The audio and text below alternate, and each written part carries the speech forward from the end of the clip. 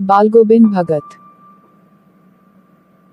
बालगोबिंद भगत मंझोले कद के गोरे चिट्टे आदमी थे। 60 से ऊपर के ही होंगे। बाल पक गए थे। लंबी दाढ़ी या जटाजूट तो नहीं रखते थे, किंतु हमेशा उनका चेहरा सफेद बालों से ही जगमग किए रहता। कपड़े बिल्कुल कम पहनते। कमर में एक लंगोटी मात्र और सिर में कबीरपंथियों की सी कनफटी टोपी। जब जाड़ा आता, एक काली कमली ऊपर से उड़े रहते। मस्तक पर हमेशा चमकता हुआ रामानंदी चंदन, जो नाक के एक छोर से ही औरतों के टीके की तरह शुरू होता। गले में तुलसी की जड़ों की एक बेडोल माला बांधे रहते। ऊपर की तस्वीर से यह नहीं माना जाए कि बालगोबिंद भगत साधु थे। नहीं, बिल्कुल गृहस्थ। उनकी गृहिणी की तो मुझे याद नहीं, उनके बेटे और पतोहू को तो मैंने देखा था। थोड़ी खेती बाड़ी भी थी, एक अच्छा साफ सुथरा मकान भी था।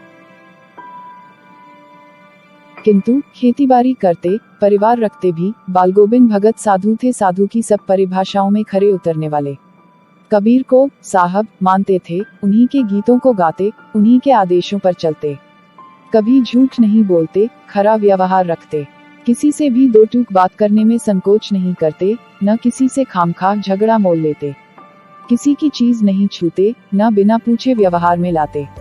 इस नियम को कभी कभी इतनी बारीकी तक ले जाते कि लोगों को कुतूहल होता। कभी वह दूसरे के खेत में शौच के लिए भी नहीं बैठते। वह गृहस्थ थे, लेकिन उनकी सब चीज साहब की थी। जो कुछ खेत में पैदा होता, सिर पर लादकर पहले उसे साहब के दरबार में ले जाते, जो उनके घर से 4 कोस दूर पर था। एक कबीरपंथी मठ से मतलब वह दरबार में भेंट रूप रख लिया जाकर, प्रसाद रूप में जो उन्हें मिलता, उसे घर लाते और उसी से गुजर चलाते। इन सब के ऊपर मैं तो मुग्ध था उनके मधुर गान पर, जो सदा सर्वदा ही सुनने को मिलते। कबीर के वे सीधे सादे पद, जो उनके कंठ से निकलकर सजीव हो उठते। आषाढ़ की रिमझिम है। समूचा गांव खेतों में उतर पड़ा है। कहीं हल चल रहे हैं, कहीं रोपनी हो रही है। धान के पानी भरे खेतों में बच्चे उछल रहे हैं। औरतें कलेवा लेकर मैंट पर बैठी हैं। आसमान बादल से घिरा, धूप का नाम नहीं। ठंडी पुरवाई चल रही। ऐसे ही समय आपके कानों में एक स्वर तरंग झनकार सी कर उठी। यह क्या है, यह कौन है? यह पूछना न पड़ेगा। बालगोबिंद भगत समूचा शरीर कीचड़ में लिथड़े अपने खेत में रोपनी कर रहे हैं। उनकी अंगुली एक एक धान के पौधे को पंक्तिबद्ध खेत में बिठा रही है। उनका कंठ एक एक शब्द को संगीत के जीने पर चढ़ाकर कुछ को ऊपर स्वर्ग की ओर भेज रहा है और कुछ को इस पृथ्वी की मिट्टी पर खड़े लोगों के कानों की ओर। बच्चे खेलते हुए झूम उठते हैं। मैंट पर खड़ी औरतों के होंठ कांप उठते हैं। वे गुनगुनाने लगती हैं। हलवाहों के पैर ताल से उठने लगते हैं। रोपनी करने वालों की अंगुलियां एक अजीब क्रम से चलने लगती हैं। बालगोबिंद भगत का यह संगीत है या जादू? भादों की वह अंधेरी अधरतिया। अभी थोड़ी ही देर पहले मुसलधार वर्षा खत्म हुई है। बादलों की गरज, बिजली की तड़प में आपने कुछ नहीं सुना हो, किंतु अब झिल्ली की झनकार या दादुरों की टरटर बालगोबिंद भगत के संगीत को अपने कोलाहल में डुबो नहीं सकती। उनकी खैजड़ी डिमक डिमक बज रही है और वे गा रहे हैं।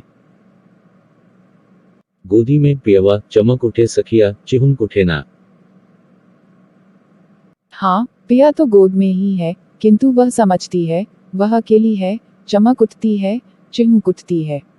उसी भरे बादलों वाले भादों की आधी रात में उनका यह गाना अंधेरे में अकस्मात कौंध उठने वाली बिजली की तरह किसे न चौंका देता। अरे, अब सारा संसार निस्तब्धता में सोया है। बालगोबिंद भगत का संगीत जाग रहा है, जगा रहा है। तेरी गठरी में लागा चोर, मुसाफिर जाग जरा। कार्तिक आया नहीं कि बालगोबिंद भगत की प्रभातियां शुरू हुई, जो फागुन तक चला करती। इन दिनों वह सवेरे ही उठते। ना जाने किस वक्त जगकर वह नदी स्नान को जाते गांव से 2 मील दूर। वहां से नहा धोकर लौटते और गांव के बाहर ही पोखरे के ऊंचे बिंडे पर अपनी खैजड़ी लेकर जा बैठते और अपने गाने टहरने लगते। मैं शुरू से ही देर तक सोने वाला हूँ, किंतु एक दिन माघ की उस दांत किटकिटाने वाली भोर में भी उनका संगीत मुझे पोखरे पर ले गया था। अभी आसमान के तारों के दीपक बुझे नहीं थे।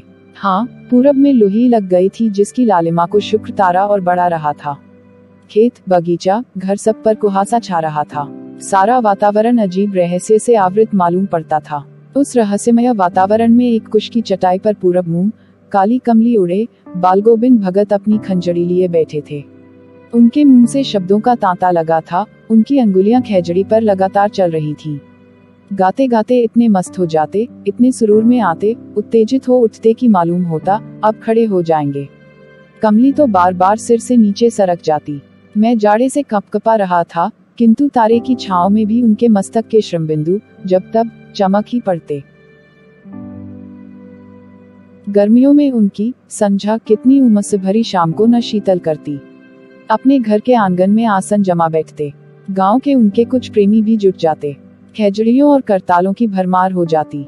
एक पद बालगोविंद भगत कह जाते, उनकी प्रेमी मंडली उसे दुहराती तिहराती। धीरे धीरे स्वर ऊंचा होने लगता, एक निश्चित ताल, एक निश्चित गति से। उस ताल स्वर के चढ़ाव के साथ श्रोताओं के मन भी ऊपर उठने लगते। धीरे धीरे मन तन पर हावी हो जाता। होते होते एक क्षण ऐसा आता कि बीच में खैजड़ी लिए बालगोविंद भगत नाच रहे हैं और उनके साथ ही सबके तन तन और मन नृत्यशील हो उठे हैं। सारा आंगन नृत्य और संगीत से ओतप्रोत है।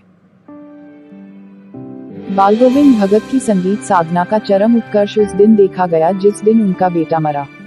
इकलौता बेटा था वह, कुछ सुस्त और बोडसा था, किंतु इसी कारण बालगोविंद भगत उसे और भी मानते। उनकी समझ में ऐसे आदमियों पर ही ज्यादा नजर रखनी चाहिए या प्यार करना चाहिए, क्योंकि ये निगरानी और मोहब्बत के ज्यादा हकदार होते हैं।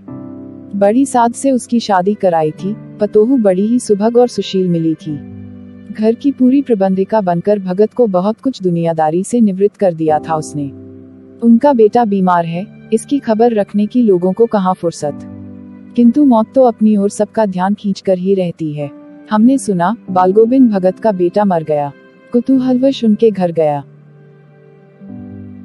देखकर दंग रह गया। बेटे को आंगन में एक चटाई पर लिटाकर एक सफेद कपड़े से ढांक रखा है। वह कुछ फूल तो हमेशा ही रोपते रहते, उन फूलों में से कुछ तोड़कर उस पर बिखरा दिए हैं, फूल और तुलसी दल भी। सिरहाने एक चिराग जला रखा है और उसके सामने जमीन पर ही आसन जमाए गीत गाए चले जा रहे हैं। वही पुराना स्वर, वही पुरानी तल्लीनता। घर में पतोहू रो रही है जिसे गांव की स्त्रियां चुप कराने की कोशिश कर रही हैं, किंतु बालगोविंद भगत गाए जा रहे हैं। हाँ, गाते गाते कभी कभी पतोहू के नजदीक भी जाते और उसे रोने के बदले उत्सव मनाने को कहते। आत्मा परमात्मा के पास चली गई, फिरहिनी अपने प्रेमी से जा मिली, भला इससे बढ़कर आनंद की कौन बात। मैं कभी कभी सोचता यह पागल तो नहीं हो गए, किंतु नहीं, वह जो कुछ कह रहे थे उसमें उनका विश्वास बोल रहा था, वह चरम विश्वास जो हमेशा ही मृत्यु पर विजयी होता आया है। बेटे के क्रियाकर्म में तूल नहीं किया, पतोहू से ही आग दिलाई उसकी। किंतु जो ही श्राद्ध की अवधि पूरी हो गई, पतोहू के भाई को बुलाकर उसके साथ कर दिया, यह आदेश देते हुए कि इसकी दूसरी शादी कर देना। इधर पतोहू रो रोकर कहती, मैं चली जाऊंगी तो बुढ़ापे में कौन आपके लिए भोजन बनाएगा, बीमार पड़े तो कौन एक चुल्लू पानी भी देगा। मैं पैर पड़ती हूँ, मुझे अपने चरणों से अलग नहीं कीजिए। लेकिन भगत का निर्णय अटल था। तू जा, नहीं तो मैं ही इस घर को छोड़कर चल दूंगा। यह थी उनकी आखिरी दलील और इस दलील के आगे बेचारी की क्या चलती। बालगोविंद भगत की मौत उन्हीं के अनुरूप हुई। वह हर वर्ष गंगा स्नान करने जाते। स्नान पर उतनी आस्था नहीं रखते जितना संत समागम और लोक दर्शन पर। पैदल ही जाते। करीब 30 कोस पर गंगा थी। साधु को संबल लेने का क्या हक, और गृहस्थ किसी से भिक्षा क्यों मांगे। अतः घर से खाकर चलते तो फिर घर पर ही लौटकर खाते। रास्ते भर खंजड़ी बजाते, गाते, जहाँ प्यास लगती पानी पी लेते। 4-5 दिन आने जाने में लगते, किंतु इस लंबे उपवास में भी वही मस्ती। अब बुढ़ापा आ गया था, किंतु टेक वही जवानी वाली। इस बार लौटे तो तबीयत कुछ सुस्त थी। खाने पीने के बाद भी तबीयत नहीं सुधरी, थोड़ा बुखार आने लगा। किंतु नेम व्रत तो छोड़ने वाले नहीं थे। वही दोनों जून गीत, स्नान ध्यान, खेतीबाड़ी देखना। दिन दिन छीजने लगे। लोगों ने नहाने धोने से मना किया, आराम करने को कहा, किंतु हंसकर टाल देते रहे। उस दिन भी संध्या में गीत गाए, किंतु मालूम होता जैसे तागा टूट गया हो, माला का एक एक दाना बिखरा हुआ। भोर में लोगों ने गीत नहीं सुना, जाकर देखा तो बालगोविंद भगत नहीं रहे, सिर्फ उनका पंजा पड़ा है। बालगोविंद भगत रेखाचित्र के माध्यम से लेखक ने एक ऐसे विलक्षण चरित्र का उद्घाटन किया है जो मनुष्यता, लोक संस्कृति और सामूहिक चेतना का प्रतीक है। वेशभूषा या बाह्य अनुष्ठानों से कोई सन्यासी नहीं होता, संन्यास का आधार जीवन के मानवीय सरोकार होते हैं। बालगोविंद भगत इसी आधार पर लेखक को सन्यासी लगते हैं। यह पाठ सामाजिक रूढ़ियों पर भी प्रहार करता है। इस रेखाचित्र की एक विशेषता यह है कि बालगोविंद भगत के माध्यम से ग्रामीण जीवन की सजीव झांकी देखने को मिलती है। धन्यवाद।